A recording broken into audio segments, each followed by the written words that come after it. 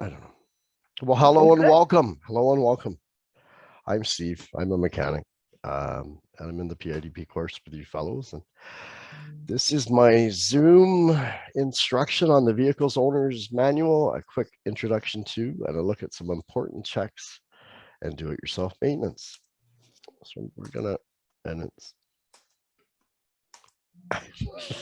now it's now it's not letting me. Oh, there it goes. It's on my. Got it. So you got her.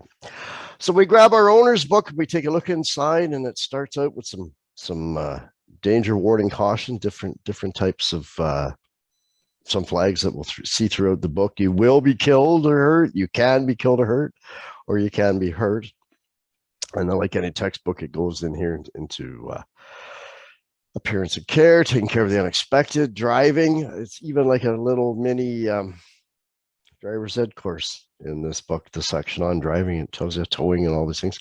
I want to look at some maintenance here with you folks. So we go to our book here and we want to know where do we check our oil? Well, it's our engine oil dipstick and the orange loop. I really like this book and this product, and our engine oil, our fill cap is the black cap right beside it. And it tells us in the book we remove our dipstick, and I pulled mine out, and there's an upper mark and a lower mark, and lo and behold, my hi Carly and or Joni, and I'm low on oil, so I get my makeshift funnel there, and I dump some oil in, and this jug is marked. It shows ounces or quarts on the one side and liters on the other, so I dump some oil in there, and dip my stick again, and I've managed to get a liter in. It's about a liter here between these two marks in the automotive. Put my stick back in, put my cap back on. Next thing I want to check, in the old days, we always check the oil and the water or the coolant before we started, and it tells me in my picture here, I've got a max and a min mark on my reserve tank. Honda calls it here. It's a little hard to get it in the vehicle, but here's my hot, my cold, the embossed, and reserve tank or overflow or degas bottle, what it technically is. And it's got a hot and a cold these lines here. But don't ever open your rad. There's no need to. It's under pressure, and yeah, you don't need to. You can just check the bottle there. Something else we always want to look at is our brake fluid, and it says right here, gray cap and arrow points. There's again, it says max on it right there and min down there. And if that's dropping, your brake linings are wearing. So if it's dropping, you're leaking brake fluid. So something to keep an eye on. Power steering fluid. Do you ever hear people in there turning and their cars buzzing away, making all that noise, or maybe the steering's getting a little bit stiff? Usually that's oil in these fluids. If they're going down these levels, it's leaking somewhere. You might want to be looking underneath at your parking spot to maybe see what color. But it says right here, I've got my red cap. So when I just check again, it's marked these embossed lines to show us where we are. I won't take credit because they're both gray caps. This is a manual transmission, a gray cap. Well, they're both gray, but one says brake fluid, one says clutch fluid, and clearly marked max and min. I threw in a picture of the air filter. It shows it in here.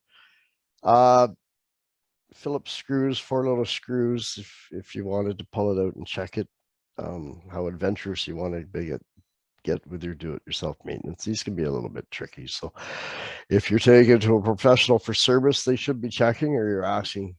It's usually a nice little upsell. They make some money off their parts when you go in for service. So I lost my little cursor there. This is where it shows here. So inside the driver's door, most of them, it's inside the driver's door. They give you some stickers here. One gives your serial number that you'll need if you are looking to buy some parts. It's always good. But this one down here, this is the really important one if you want to know what kind of pressure to put in your tires, or if you're going to thinking of buying new tires, and it gives you the size and your speed rating in here. Even tells you about your little compact spare in the back, but recommended tire size, and then your cold tire inflation pressure. Check them cold before you go driving. And it gives you in kilopascals and pounds PSI. And I bought these for about 25 bucks. That's my pressure gauge, and it's got pounds on one side, kilopascals on the other.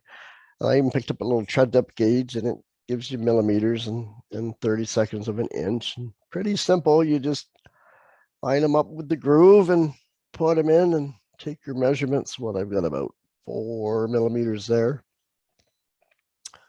They actually have some built-in wear bars when you're 2 millimeters, but when you get that low on tread, if you've got a 1/4 inch of rain on the road and only 1/8 of an inch of tread, you're going to be hydroplaning pretty quick. So I go and I check my back tire here. And I've got 7 millimeters in the rear, so I'm due for, look at my mechanic's car, I'm down a liter of oil. My tires need to be rotated. And lo and behold, I've got one of these fandangled wheel lock keys on my car here. So I went looking in the trunk, and luckily it's there with the old normal nuts. So when do they go missing, or when can't you find them? When you're on the side of the road and you're not a flat, and a CAA guy or BCAA person comes to help you change your tire, and we can get them off for an exorbitant amount of money if you don't know where they are in the shop. But always good if you have that funny looking wheel nut on your key. And then pressures, just you take the cap off the valve stem, and I'm 30, and each increment is 2 pounds. So I'm in just past. So I'm 33 pounds of air in my tire, which is where I want to be. And I really like this product because I had forgotten, but I'm going through the book and I went, oh, it's actually got pollen filters. So really good graphic. They give you the dusted pollen filter is behind the glove box, and to replace it, you open the box and these little clips pop out. And then there it is right there, another clip to open up.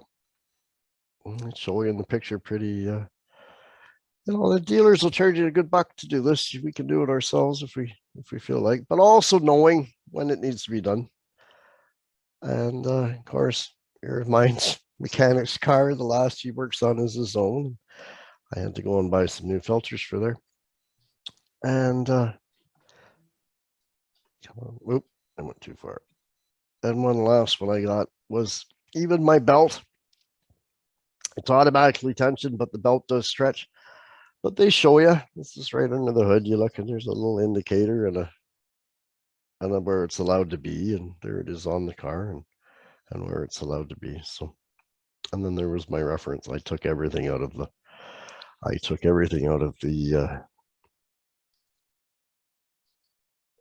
owner's guide. So, but a wealth of information there for everybody. If you're curious, what oil does my car take, or it's all in your owner's guide. And we're in such a fast-paced world nowadays, and everything is information overload. A lot of times they just want to sell you the car, get you in it, and get you out the door, and they don't want to do years ago we used to do a second delivery and bring people back and go through all that information with them. So you had actually mentioned that on the PowerPoint that was uploaded, like when you uploaded it to share it in the forum, and it was interesting because you're like, oh yeah, you might want to read it. You might want to read your owner's manual because there's probably a lot of features in your car that you don't know about. And I'm sitting there thinking, I bet there's a ton of features I don't know about because I've never read that owner's manual. I've opened it and looked for one or two things when I've had to look for them, but I've never read it front to back. Like I've never read the whole thing.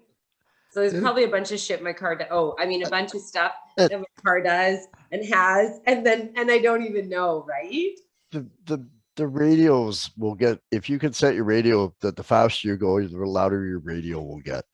We had a guy come in the dealership one time, and a service manager was going to go for a ride with him, and Doug jumps in and he tilts the steering wheel. And the little guy looks over and goes, "How do you do that? I always drive."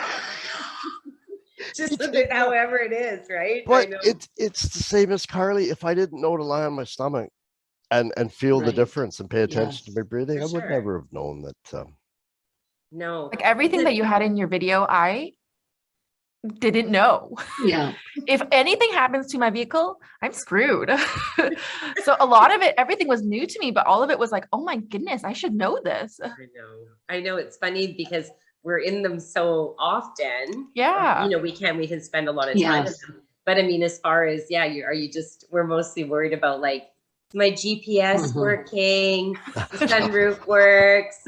Oh yeah, there's gas, right? And then you're like, good to go. And Yeah. oh, my Apple CarPlay is Yeah. and then you're like, zoom. Then all of a sudden the light comes on and you're like, oh, what the hell is that like? Yeah. Yeah. You're okay unless it starts flashing. Then Yeah. you should pull That's over. it. A buddy of mine come out. He's ready to quit because it used to be, people. My car broke down. It won't move. It won't start. And now he's a foreman at Nissan now, and he's like, their biggest complaint is my it won't uplink. Like I can't play my play. My Bluetooth won't link. I want my money back. My Bluetooth won't link. Yeah, that's it. Mm-hmm. Yeah, our big troubles now.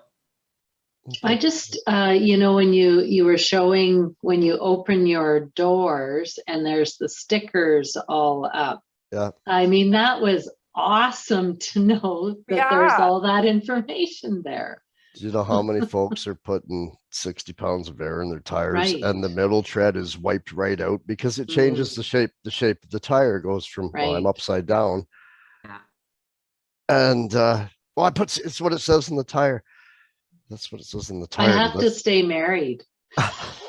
No, you don't. Just get your owner's book out and read it.